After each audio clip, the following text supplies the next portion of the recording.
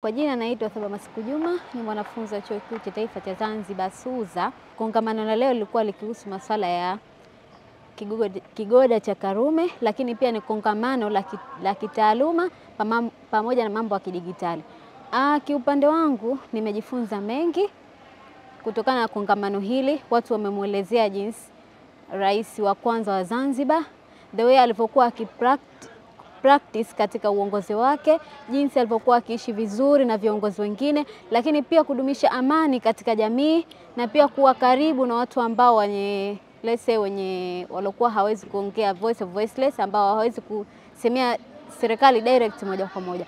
Lakini pia tumehusiwa kuhusiana na swala la uchaguzi, ambapo tarehe 29 Oktoba tutakuwa na uchaguzi mkuu wa Zanzibar.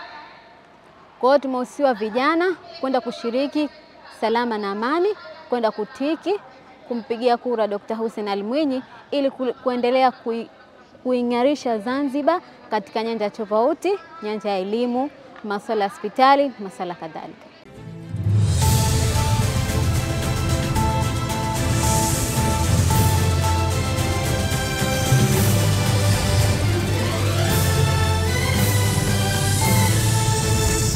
Neema ziendelee.